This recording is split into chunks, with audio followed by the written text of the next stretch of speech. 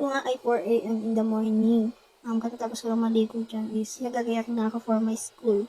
Sobrang aga ko talagang gumigising tuwing papasok ko ng school kasi sobrang traffic sa Kalumpit. Ang hirap makisabay doon.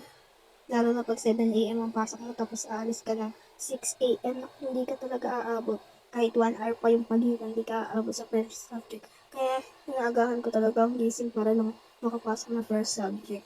Tsaka sobrang puyat ko yun kasi ang uwi ko galing work is 11 p.m. Babiyahe pa ako pa uwi. So, mga 11:30 or 12 ako natutulog kasi syempre, pahinga muna tayo sa cellphone bago matulog, gano'n.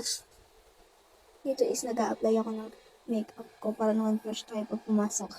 Pero pagdating sa school is para kang, pwede na magpirito ng isda sa mukha mo sa sobrang hulas. Mahuhulas yung makeup ko sa jeep pa lang. Diyos ko. Minsan yung sa jeep na talaga ako nagre-review, hindi na sa bahay. Pag sa jeep ka nagre-review, mare-review mo lahat sa sobrang tagal ng biyahe. Sa jeep na lang din talaga tayo mag-aalmusal.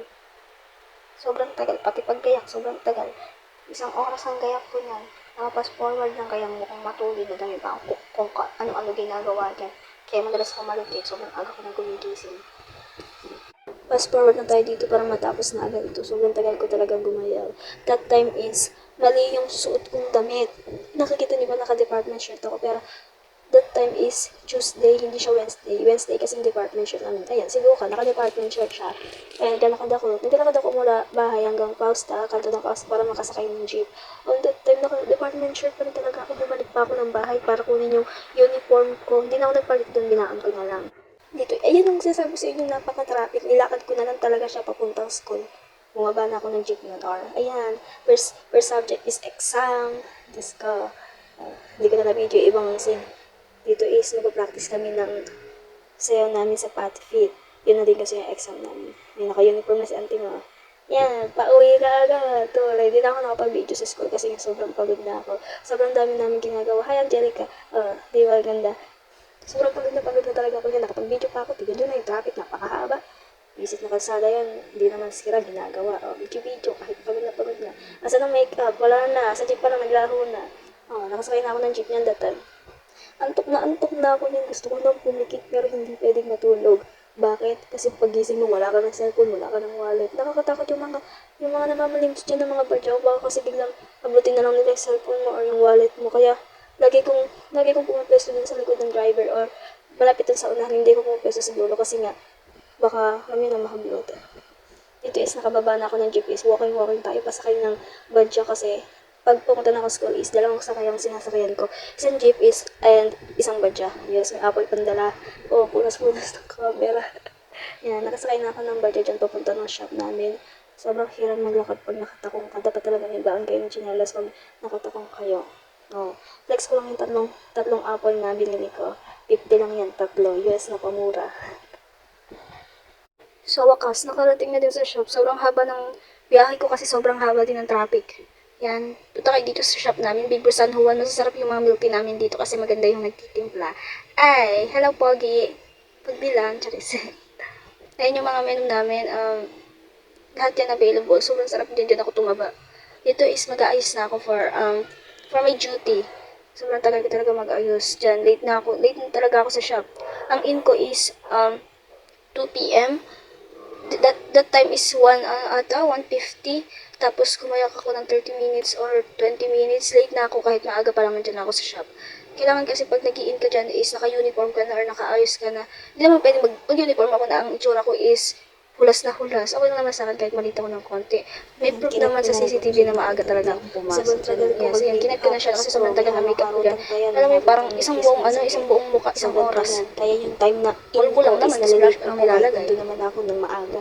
Yan, is kailangan always tayo may hairnet. Hindi ko na pinapasok yung buhok ko sa hairnet kasi nga, Uniform parang maganda tayo pag nakatanig. Ay, gano'n daw. Hindi naman. Ay, wait. Maganda pa siya. Ayan, this is our first order for today.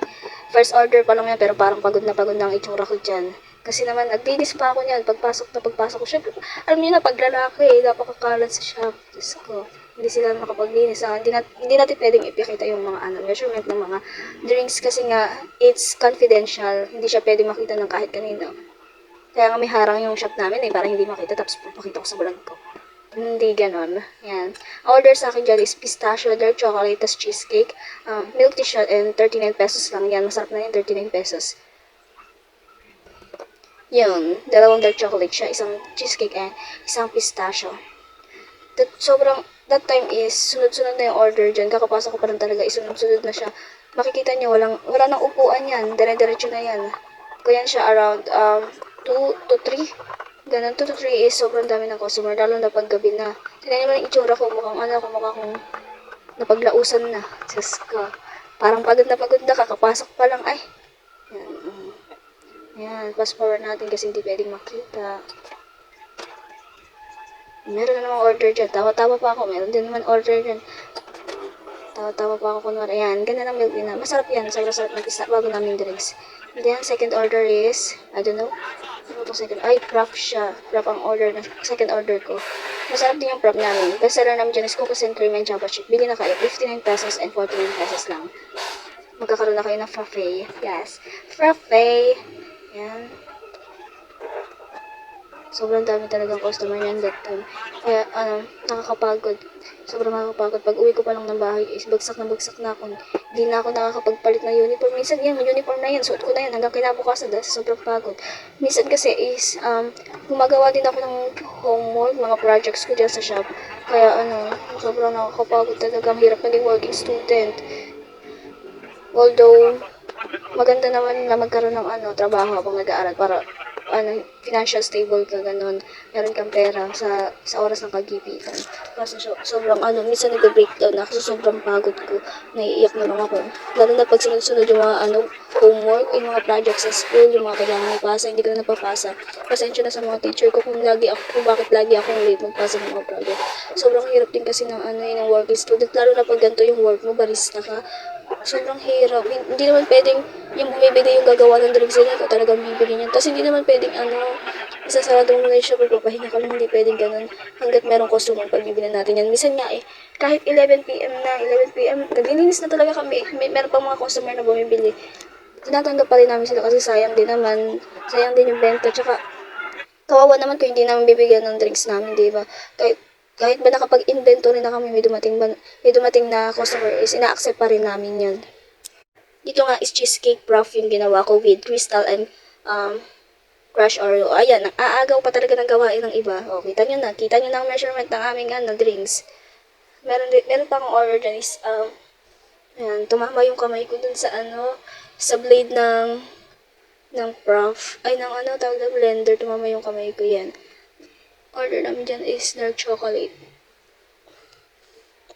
Hindi ko na kailangan lahat i-explain kasi iisa lang naman in-order ng lahat yan. Dark chocolate, pistachio, yung parang daily lives na nila. Yan. So, we're satisfying maglagay ng whipped cream. Yes. Ang flavor niyan is java chip with pearl. Wala talagang pearl ang prop namin. Nag-a-add lang sila para syempre masarap. Masarap may ginangata habang nag-iinom. Dito nga is closing na kami. Naglilinis na ako ng dining namin. Isa din to sa nakakapagod gawin. Nakakapagod na mag-open. Buti na lang hindi ako opening palagi. Ang laging opening yung lalaki kanina nasa video. Ako is closing ako. Mas nakakapagod maging closing kasi kailangan mo punasan lahat yan. Punasan mo yung mga laman sa magmap ka sa baba, ganun. Sobrang nakakapagod yan talaga. Lalo na maglilinis ka ng mga jigger, mga blender. Kasi yung mga jigger is hindi namin siya sinasabon pag nagtitinda kami, yung nag-start na kami magtinda.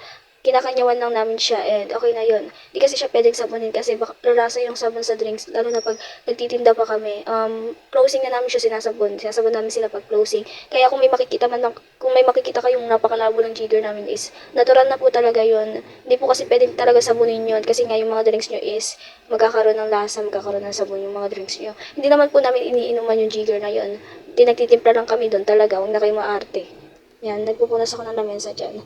Nag-aayos ako. Ayan, ayan, nakikita niyo yung roll up sa baba. Sobrang napapagod. Sobrang napakahirap itaas niyan or ibaba. Diyan ako nahihirapan pag ako yung nag-o-open. Nagpapatulong pa ako sa kabila para maiangat lang yung, roll up na yan. Dito is, di ko na na-video yung pag-inventory ko. Nakapag-inventory na ako dyan, kaya naglilinis-linis na lang ako dyan. Tapos natin ako maglinis ng mga jigger namin, ng mga ginamit namin na blender. Yan, lipat natin yung camera kasi nakikita ang Sierra Madre. Oh, yan, map tayo dyan. Kasama ko pa naman yung lalaki kanina is, yes, Lagi siyang nandyan kasi siya, opening hanggang closing siya. Parang ako, saling git-git lang ako dito sa shop na to kasi nga part-time lang ako dyan. Yan, mag-map tayo dyan. Sobrang nakakapagod. Pagod ka na sa buong araw. Isipin mo pa maglilinis ka pa ng shop nyo. Diba? O, diba? Okay na. Hello. Yan, malinis na ulit. Malinis na ang shop namin. Sobrang ganda ng site pag na-map na siya. Diba? Ang gulo ng camera.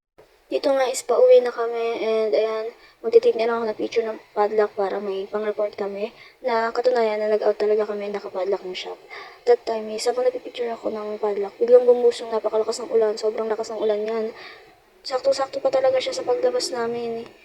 Sobrang lakas niya, hindi lang makita sa camera, umuulan talaga yan.